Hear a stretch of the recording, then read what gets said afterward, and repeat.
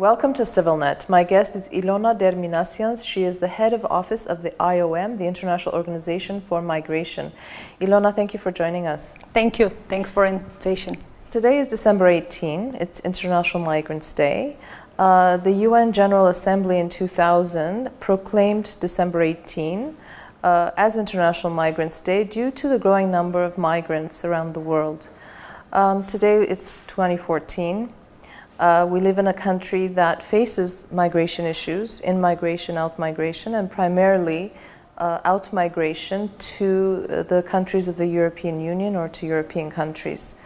What is the significance of this day, and what do we hope, what is the message that we hope to give? Well, it's an important day, and the issue of migration management is having more and more importance in nowadays. It's quite interesting to note that people started to move more, and people will continue to move more. So it is extremely important to realize that these people have rights, and these rights have to be properly protected. And no matter of their status, if they are regular in the country of destination or they are irregular, they still have to enjoy their rights. And this is very, very important message. And nowadays, with so many crises happening which cause population movement, it's very, very important not to forget about it.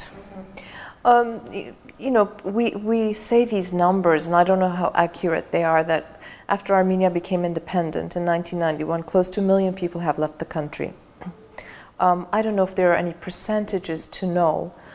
Today, for example, if we look at Europe, what is the percentage of irregular Armenian migrants there? Do we know, do we have numbers? Of course, it's very difficult to talk about irregular migrants because this is, this number is very difficult to identify and to assess, because in most of the cases, these people would prefer not to approach authorities, not to be visible, and that makes them even more vulnerable, and that makes the simple assessment quite complicated. However, we can try to estimate, of course, and our organization has done an assessment, household assessment, in mid-2013. That was joint effort of several organizations. I must say that it was also coordinated effort with the Armenian government, because they also supported the assessment with certain funds. And this assessment showed that approximately of all our outflows, and we know that Armenia continues to be an immigration country, approximately 25,000 people leave the country annually. And we talk about from a period of time from 2007 to 2013. So these 5 years. Yeah. We hear higher numbers though.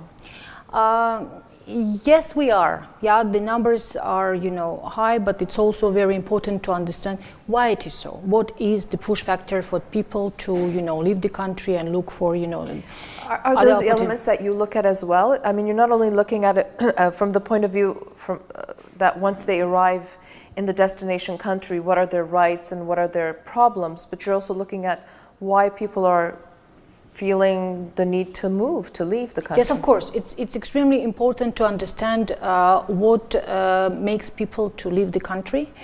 And the biggest problem, of course, is unemployment and opportunities to look for the job abroad. Okay. Ilona, we talk about this often, where 10, 15, 20 years ago, if the push factor was economic, oftentimes we're seeing that middle class, upwardly mobile, younger generation who's highly educated, is marketable with their knowledge and talents and skills.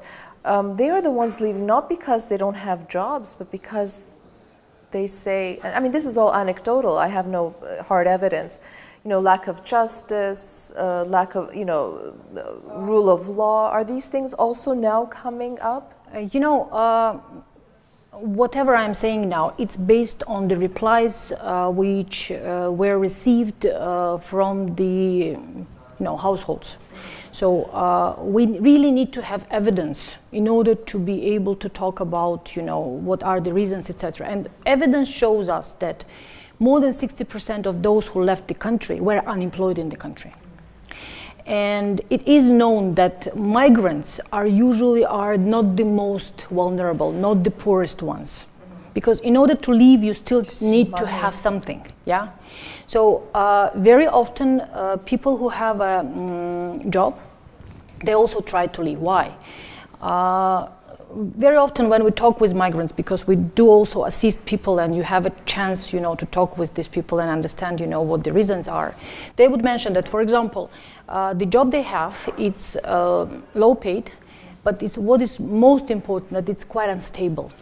So they don't have guarantees. So very often for them, it's much more preferable to go to Russian Federation and work there for, 10 months, 12 months, rather than just to stay here and think every month, okay, is my contract extended? Will I have job tomorrow?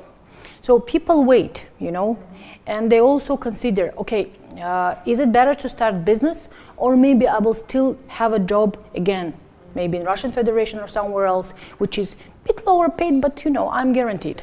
I have less troubles, I have guaranteed amount of pay I will be receiving. So stability, in terms of employment is very, very important for people when they consider migration project. And that came out very, very clearly out of this assessment which we have done, that the main reason is socioeconomic. Okay, so as an organization that deals with migrants, while you do look at the push factors, the reasons why people are leaving, that is not part of your mandate to fix the problems in the country, right? So now, do you assist migrants? In recent years, we've also seen a lot of sort of public service announcements informing people, of the risks involved with irregular migrants. How has that project been? Have you been seeing any positive results as it's very important. Awareness raising and giving out the information is extremely important. And very often people approach myself, my staff, very educated people. And often they will say, well, I'm considering job opportunity in Germany. And when you ask the person, they say, well, I'm dentist, I'm doctor. So you would think that it's highly unrealistic that Armenian doctor is being offered a job in Germany. Yeah, can he even practice, or she practice without being licensed? Exactly. So you immediately ask, okay, did you check your job opportunity? Person would often say, well, it was on TV. So the message usually would be, please check as many details as possible before you undertake any move, before you start, looking for, tickets, selling your apartment, etc., etc. Yeah, burning all your bridges before you actually have all the information that you need. Of course. We have more and more people even approaching us and telling us, okay, I have an offer in China. Do you know how I can track it? And we really try to, support and give this message that anything that, what does not even sound to you suspicious, please still check these details. So are there continuing risks of human trafficking from Armenia? Yes, of course. Primarily women, or doesn't matter? The labor trafficking is very much still unknown area for us. Unknown? Unknown, meaning that it's still difficult to assess the size, because most of our immigration flows are towards Russian Federation, and people work there, they have intention to work there. So we understand, certain volume of people which are traveling to Russian Federation with the purpose to work. So again, employment is a major factor.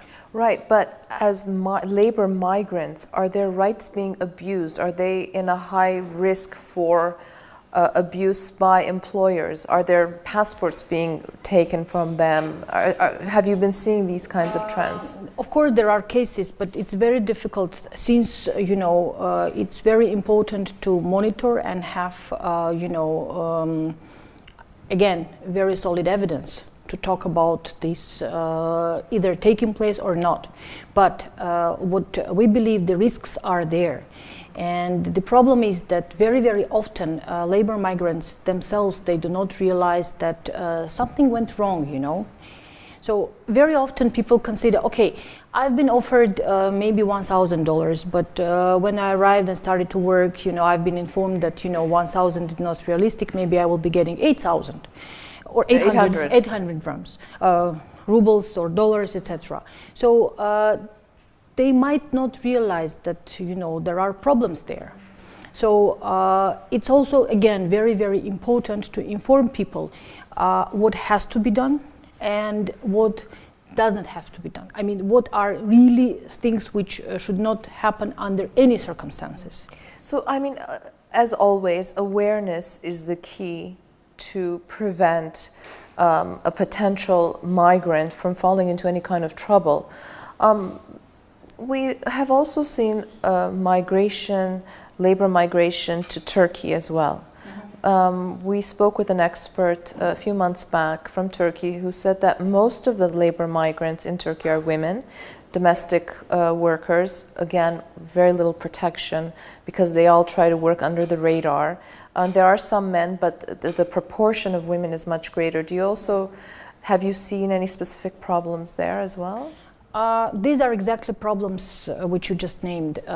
Again, awareness is very important, but what I also wanted to stress that availability of the mechanisms for protection are also very important. And it depends on the country that they go to. Yes, of course. Yeah. Yes, of course.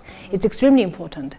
And again, availability of Armenian consular representations, Armenian embassies abroad, is extremely important. And Armenia is a small country, not being able to have embassies and consulates in each and every location. I'll come to Turkey, but for example, what's very important in case of Russian Federation, country is huge. And Armenia has embassy in Moscow and consulate in St. Petersburg. And also, south part of Russian Federation. What if migrant has problem somewhere in Siberia? Which a lot of them go to, where a lot of them go to. Of course. Working, again, construction sector, etc., etc. What if something happens with the travel documents? Yeah, so it's very difficult to reach out to the consular services in such countries. And Turkey is even more problematic since we don't even have any representation there. So for the migrant who is in trouble, it's very, very important that it's very, very difficult to rely to any other external assistance. They're also not very willing to approach local police because, again, low trust and always the fear to be deported, to lose a job, etc., etc. So it all sums up, and it can eventually become a real problem. So in case of Turkey, of course, again, it's very difficult to speak numbers. We don't know. Yeah, yes, we know anecdotal situations where, yes, we know that women mostly work there, elderly care, children, etc., etc. It's very difficult for them to be regular in the country, to maintain their status and receive work permits, etc. Turkey currently is undergoing quite a significant change of their immigration legislation.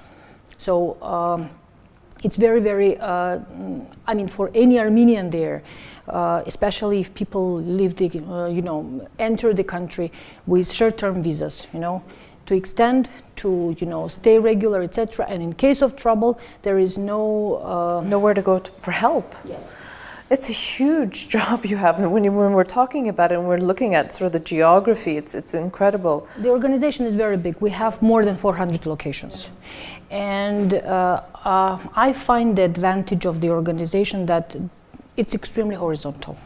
So we don't have, there is no need for us, for example, in order to approach any mission, for example, in Africa, to go through regional offices, etc. So we very much are able to, you know, work across the continent, just reaching out to most of the colleagues which are in need in any of the locations. So it gives you opportunity to, you know, help as quickly as possible. Of course, it would be much better often to have much more funds, because sometimes people approach us and you really understand that yes, indeed, you need to have to, you know, just simply to have person to leave the country or something like that. But very often we simply don't, especially at the end of the year when, you know, sure. A lot of the funding is gone. So there is a lot of work with the member states done by the headquarters, really to put the issues on the table and to be able to advocate for, you know, maybe certain population groups, maybe certain needs where really, you know, the organization needs just simply to offer this help and to be able to, you know, assist in difficult situations. Nowadays, the discussion, which is extremely important, is integration of migration and development nexus into post-2015 development agenda.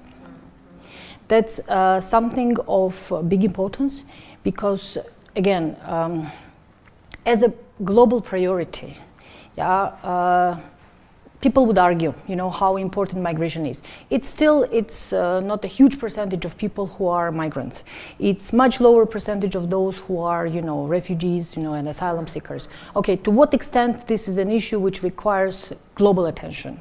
So, big task for the organization was to really to attract the attention of the member states to many problems, and really to try to, you know, focus and insert certain languages into this development agenda so that in 2-3 year time we are able to talk about hopefully some projects which are being implemented, especially in the areas which require assistance, and migration and development, this is something what becomes more and more important. Well, Ilona, thank you. You have a huge task ahead of you as the head of office of the IOM here in Armenia.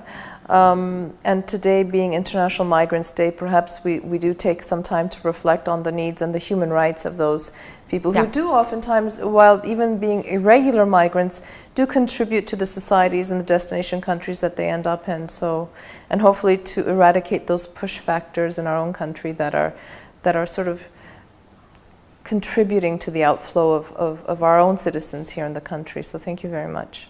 Thanks a lot. It was a very important opportunity. Thank you. Thank you.